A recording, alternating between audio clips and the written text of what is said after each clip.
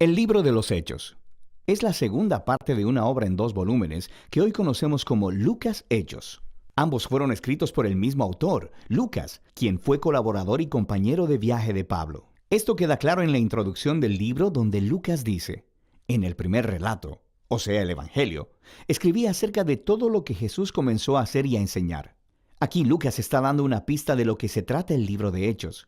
El primer volumen fue acerca de lo que Jesús comenzó a hacer y a enseñar. El segundo volumen, entonces, será acerca de lo que Jesús continuó haciendo y enseñando. Lo que nos lleva a un punto muy interesante acerca del nombre tradicional, pero no original del libro: Hechos de los Apóstoles. Aunque diferentes apóstoles sí aparecen en la mayoría de esas historias, el único personaje que unifica la historia de principio a fin es Jesús mismo, actuando de manera directa o a través del Espíritu.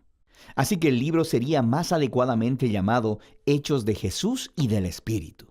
La introducción del libro recuenta cómo el Jesús resucitado pasó 40 días con los discípulos, enseñándoles acerca del reino de Dios. Esto se conecta con la historia del Evangelio de Lucas, donde Jesús declaró que estaba restaurando el reino de Dios en el mundo, empezando con Israel.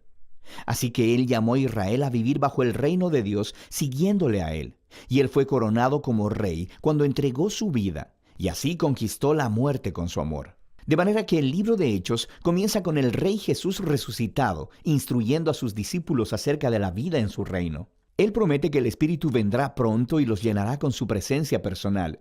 Y esto cumple una de las esperanzas clave de los profetas del Antiguo Testamento, que en el reino mesiánico, la presencia de Dios, su Espíritu, vendría y moraría entre su pueblo en un nuevo templo y transformaría sus corazones. Jesús dice que cuando esto suceda, el Espíritu empoderará a sus discípulos para ser mis testigos en Jerusalén, Judea, Samaria y hasta lo último de la tierra. Después de esto, Jesús es llevado de su vista en una nube, una imagen tomada del capítulo 7 del libro de Daniel. Allí se muestra cómo Jesús está siendo entronizado como el Hijo del Hombre, que fue vindicado después de su sufrimiento, y ahora comparte el gobierno de Dios sobre el mundo y promete que un día volverá. Así que los temas principales y el diseño del libro de Hechos fluyen de este capítulo inicial. Esta es una historia acerca de Jesús guiando a su pueblo por medio del Espíritu para ir por el mundo e invitar a todas las naciones a vivir bajo su reino. Así que la historia comenzará con ese mensaje esparciéndose en Jerusalén y luego a las regiones vecinas de Judea y Samaria, llenas de gente no judía. Y de ahí a todas las naciones hasta los confines de la tierra. Este video solo se enfocará en la primera mitad del libro. La sección enfocada en Jerusalén comienza con los seguidores de Jesús esperando hasta la fiesta de Pentecostés, cuando muchos peregrinos judíos de todas partes del mundo antiguo estarían en la ciudad. Y el Espíritu Santo viene sobre los discípulos como un gran viento, y algo similar a llamas de fuego aparecen sobre la cabeza de cada persona. Y juntos empiezan a anunciar y contar historias de las grandes obras de Dios, y están hablando en todos estos idiomas diferentes que no conocían antes, pero todas las personas que estaban reunidas les entendían perfectamente.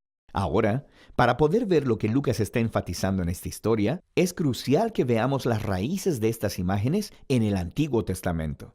Primero, el viento y el fuego es una alusión directa a las historias de la presencia de Dios, ardiente y gloriosa, llenando el tabernáculo y el templo. También conectada a las promesas proféticas de que Dios vendría y moraría a través de su Espíritu en el nuevo templo del reino mesiánico. Así que aquí en Hechos, la presencia ardiente de Dios viene a morar no en un edificio, sino en su pueblo. Lucas está diciendo que el nuevo templo prometido por los profetas es la familia del nuevo pacto en Jesús, el pueblo de Jesús. Lo que conecta con la segunda cosa que Lucas está tratando de decir aquí. Los profetas prometieron que cuando Dios viniera a morar en su nuevo templo, reunificaría todas las tribus de Israel bajo el rey mesiánico, y las buenas nuevas del reino de Dios serían anunciadas en todas las naciones. Lucas describe en detalle la composición internacional y multitribal de todos los israelitas que estaban ahí en el Pentecostés y que respondieron al mensaje de Pedro. Así que los apóstoles continúan llamando a los israelitas a reconocer a Jesús como su Mesías, y miles de ellos responden, formando nuevas comunidades de generosidad, alabanza y celebración. Pero no todos están celebrando. Después de esto, Lucas muestra cómo la nueva familia de Jesús rápidamente enfrentó la hostilidad de los líderes de Jerusalén. Con un diseño simétrico realmente hermoso, Lucas cuenta la historia de dos templos. Así que el nuevo templo de Dios, la comunidad de seguidores de Jesús, día tras día continuaban unánimes, reuniéndose en el templo y partiendo el pan en los hogares. Entre estas notas hay dos historias acerca de Pedro y los otros apóstoles sanando a personas en los atrios del templo, para luego ser arrestados por los líderes del templo y en cada ocasión, a continuación, un discurso de Pedro en el que declara que Jesús es el verdadero Rey de Israel. En el centro de todo esto está una historia acerca de cómo los seguidores de Jesús donaban sus propiedades y posesiones a un fondo común para ayudar a los pobres, lo que es genial. Pero parece un poco extraño que Lucas lo mencione aquí, hasta que te das cuenta de que esta era una práctica descrita en las leyes de la Torá, y se suponía que debía estar cumpliéndose en el templo de Jerusalén y a través de sus líderes. De manera que el punto de Lucas es claro. El nuevo templo de la comunidad de Jesús está cumpliendo el propósito que Dios siempre tuvo para el templo de Jerusalén. Ser un lugar donde el cielo y la tierra se encuentren, donde las personas se encuentren con la generosidad y la presencia sanadora de Dios. Y este conflicto entre los dos templos culmina en los capítulos 6 y 7 de Hechos, con la primera ola de persecución. Así que los seguidores de Jesús continúan multiplicándose, requiriendo más líderes.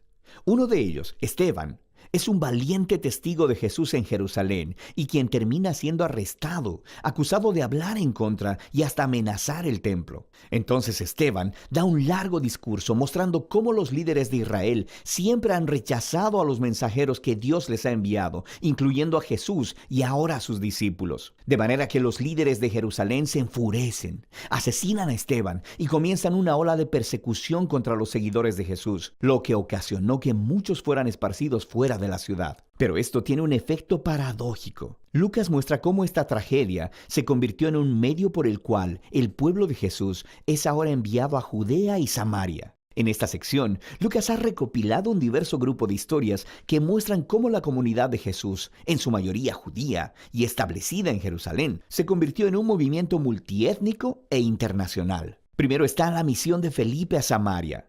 Esa es la tierra de los odiados enemigos de Israel, y muchos de ellos terminan siguiendo a Jesús. Luego tenemos la conversión de Saulo en Tarso, después conocido como Pablo. Él era un enemigo declarado y perseguidor de los seguidores de Jesús, hasta que conoció personalmente al Jesús resucitado, y se convirtió luego en un defensor apasionado del nombre de Jesús. Le sigue la historia de Pedro, quien tiene una visión acerca de cómo Dios no considera a las personas no judías como ritualmente impuras o indignas de unirse a la familia de Jesús. Así que Pedro es guiado por el Espíritu a la casa de un soldado romano, llena de personas no judías, y todos responden a las buenas nuevas acerca de Jesús. De hecho, el Espíritu se muestra tan poderosamente sobre ellos, como lo hizo con los discípulos judíos en el capítulo 2. Todos estos temas se unen en el establecimiento de la iglesia de Antioquía, la iglesia más grande y cosmopolita en esa parte del Imperio Romano. Y Lucas nos dice que Bernabé, un líder judío de la iglesia de Jerusalén,